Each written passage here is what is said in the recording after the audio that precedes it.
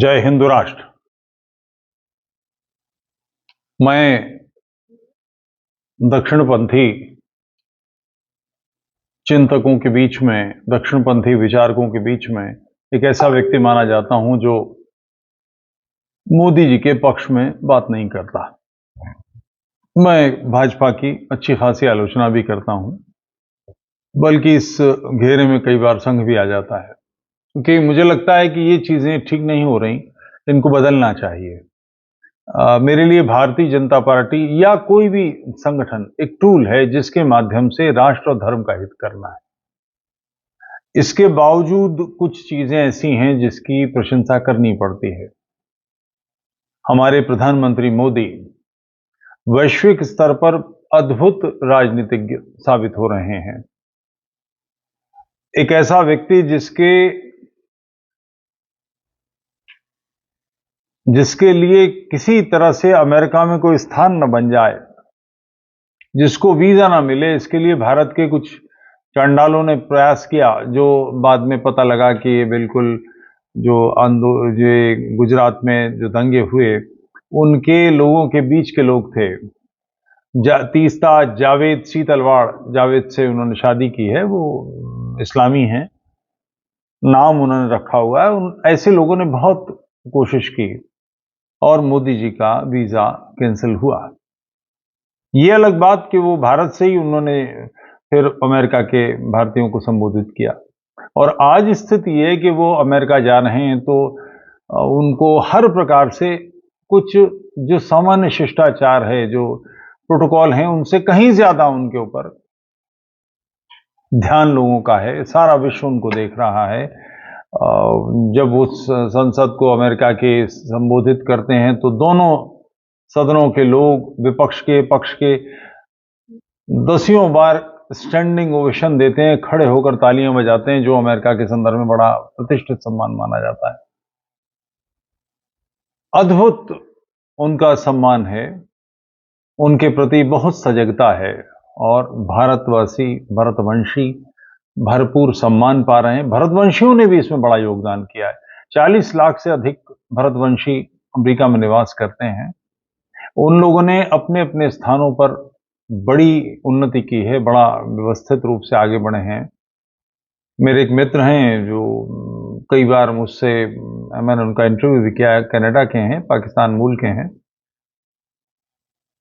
वो मुझसे कहते हैं कि मुसलमानों ने कितनी बड़ी गलती की है कि पाकिस्तान बनाया। वो एक ऐसे प्रॉमिस लैंड के चक्कर में, एक ऐसी शरिया की दुनिया के चक्कर में उन्होंने अपनी जिंदगी खराब कर ली। हिंदुस्तान में रहते, भारतीयों के साथ रहते, हिंदुओं के साथ मिलकर रहते तो कितने विकसित हो जाते। वो स्थिति सारी दुनिया की, सब दुनिया देख रही है कि जो स्थिति है। मगर कोई काम अगर अच्छा हो जाए तो कैसे होगा? कोई कुनैट करने वाला, कैंची बजाने वाला भी तो होगा। जैसे एक स्त्री के लिए बारे में प्रसिद्ध मैंने कथा सुनी है कि वो कोई काम शुभ होते देखना ही नहीं चाहती थी। एक जगह उनके सारे प्रयासों के बावजूद स्थिति विवाह में यहां तक बढ़ गई कि भावने पड़ने का नंबर आ गया। सारे काम जो उससे पहले के थे वो हो गए, तो उनसे कुछ और नहीं हुआ, तो वो दौड़ी दौड़ी लड़के के पिता के पास गई, क्योंकि मैंने किससे कहा और कब कहा कि लड़की को मिर्गी आती है। तो ऐसी विक्षिप्तता करने वाले लोग, ऐसे उपद्रवी लोग जो किसी शुभ को होने ही नहीं देना चाहते, कहीं कुछ हो तो कैंची बजाएंगे, कहीं कुछ नहीं कर सकते तो इतना जरूर करेंगे।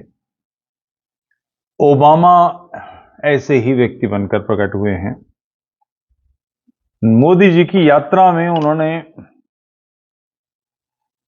22 जून को CNN को दिए हुए एक इंटरव्यू में कहा है कि राष्ट्रपति जो बाइडेन को पीएम मोदी से मिलने पर बहुसंख्यक हिंदू बहुल भारत में मुस्लिम अल्पसंख्यकों की सुरक्षा का उल्लेख करना चाहिए। कुछ और लोग भी हैं ऐसे ही मूर्ख, मैंने इसीलिए मोतिया लफ्ज इस्तेमाल किया है। मोतिया आप समझते हैं इसका मतलब क्या है? दमोतिया, छटा हुआ मोतिया। कुछ लोगों ने 22 जून को एक पत्र लिख के मोदी जी से उल्लेख किया है कि लोकतांत्रिक मूल्यों का ह्रास, अंतर्राष्ट्रीय धार्मिक स्वतंत्रता, अल्पसंख्यकों से धार्मिक असहिष्णुता और प्रेस की स्वतंत्रता जैसे बिंदुओं को उल्लेखित किया गया। अभी इससे कुछ ही दिन पहले जब मैं वहां था तो वहां राहुल गांधी का प्रवास हुआ।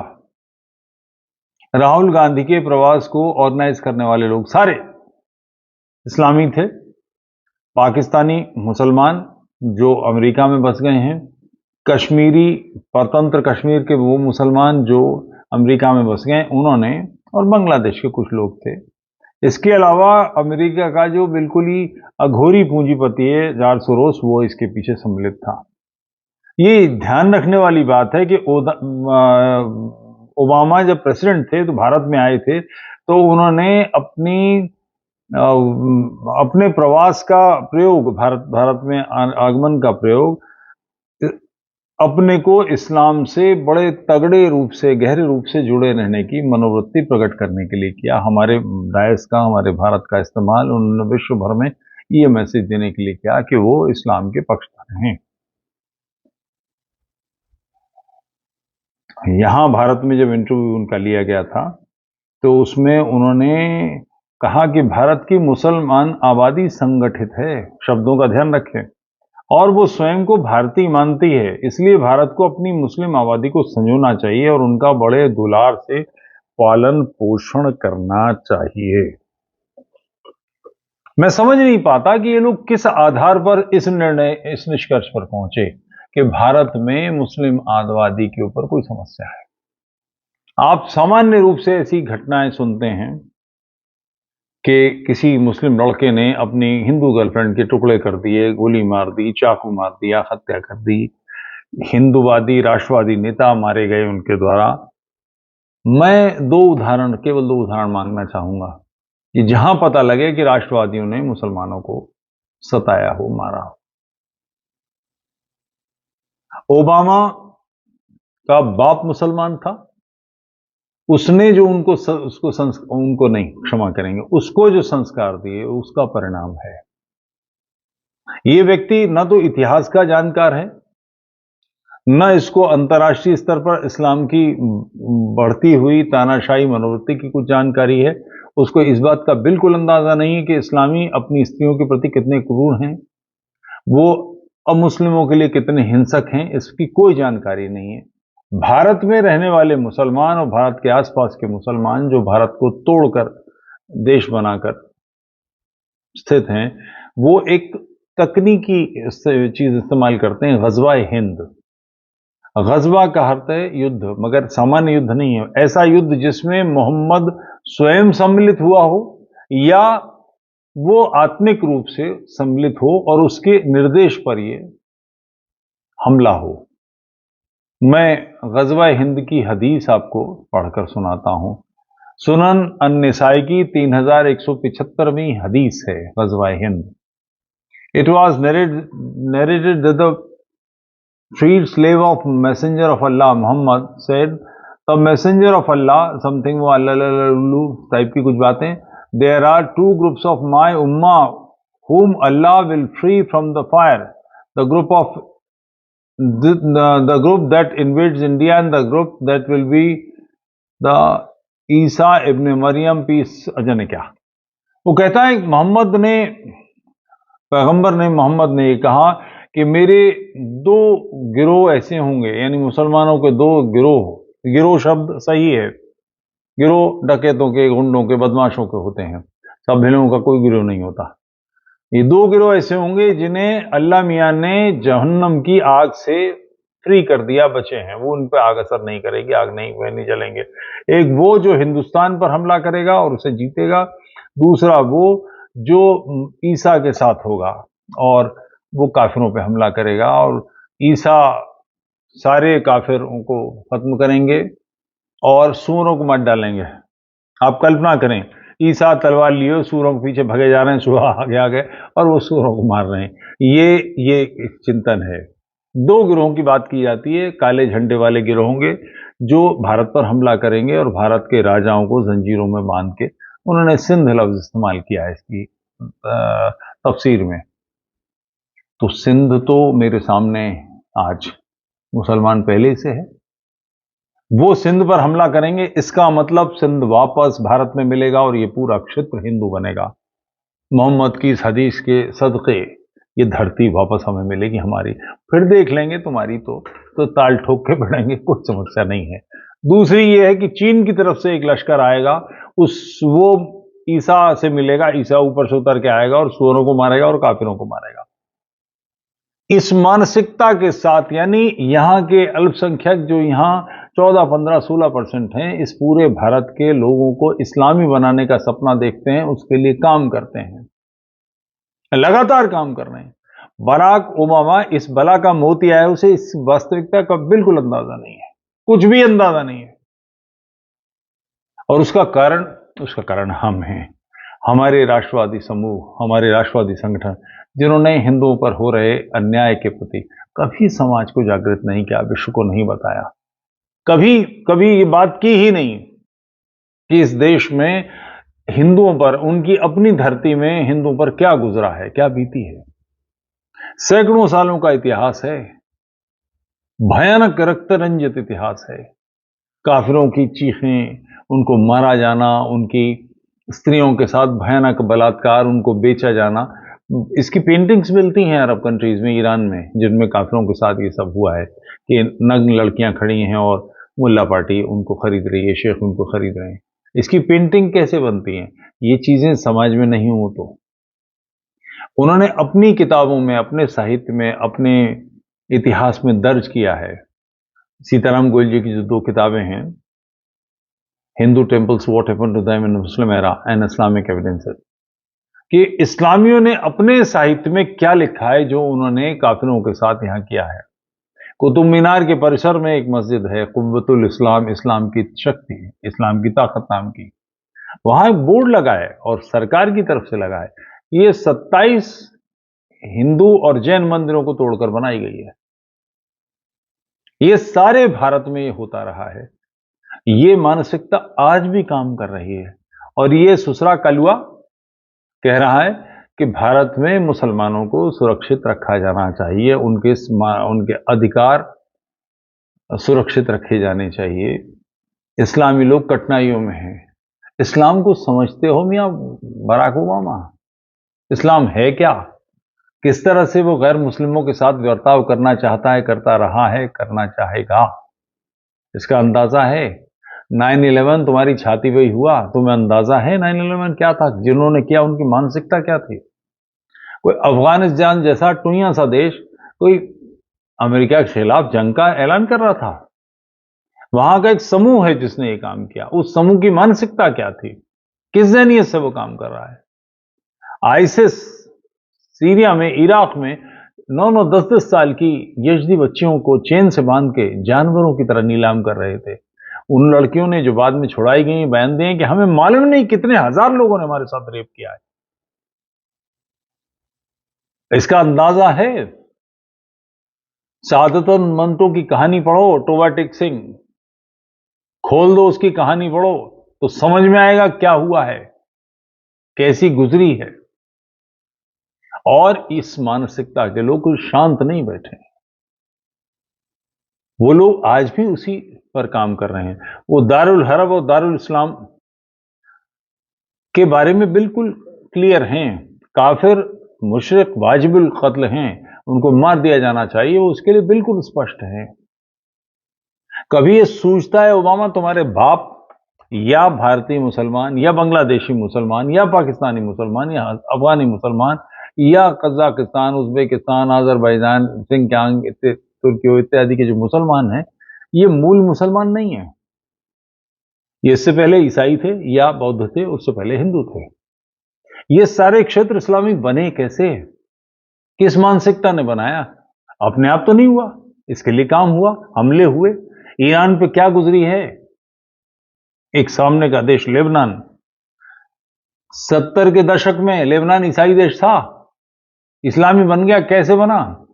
वहां इस्लामियों के साथ क्या बीती, इसका कुछ अंदाजा है? तुम्हारे अब्बा मुसलमान थे, तुम्हारी अम्मा तो ईसाई थी, उनके बीच में क्या गुजरा है, कुछ अंदाजा है?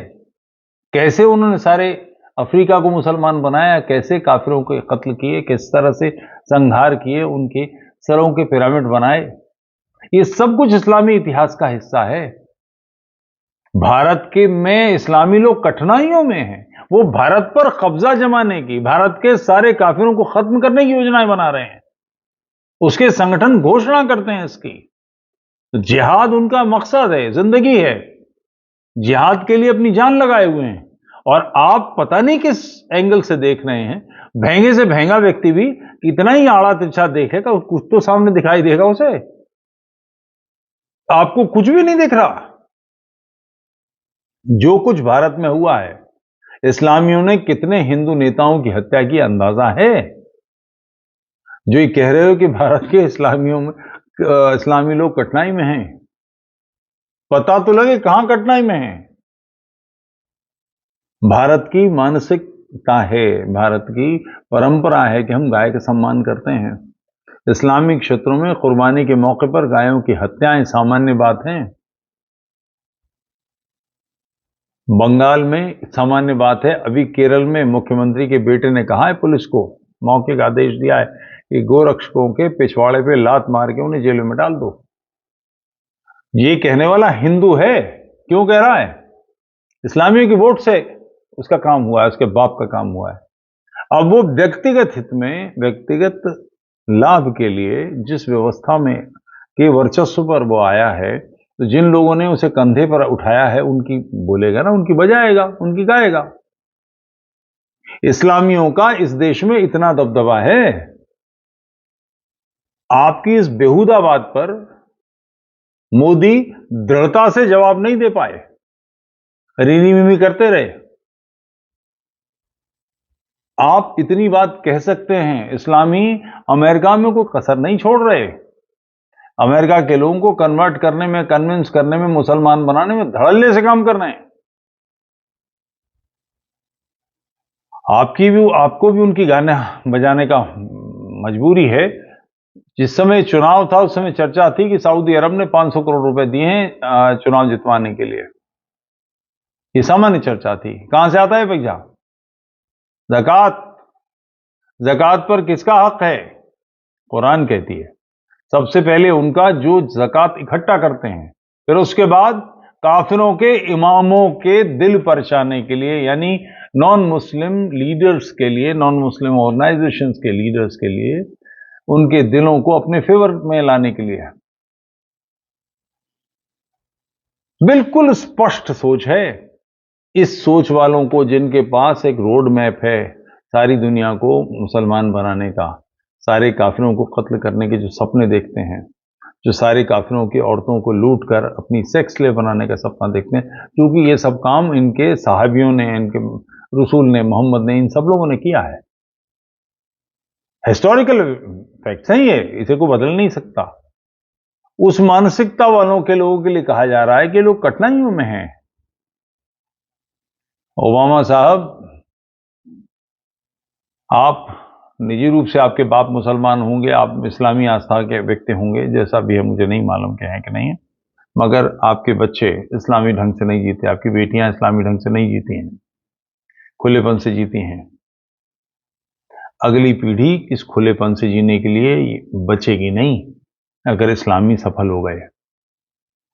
ये इस्लाम वर्सेस सारा संसार, यानी असभ्यता का सभ्यता पर आक्रमण है। सभ्य लोगों को अपनी रक्षा करने के लिए असभ्य लोगों को नष्ट करना पड़ेगा, इस विचारधारा को नष्ट करना पड़ेगा, अन्यथा ये विचारधारा नष्ट कर देगी। इसको बड़े खरे खरे ढंग से समझना ही चाहिए। ये शिष्ट, सभ्य, कानून का पालन करने वाले शांतिप्रिय समाज के खिलाफ उद्दंड, हिंसक, उपद्रवी, गुंडे, बदमाशों का आक्रमण है। जितनी जल्दी हम सब ये समझ जाएं, इसी में शुभ है।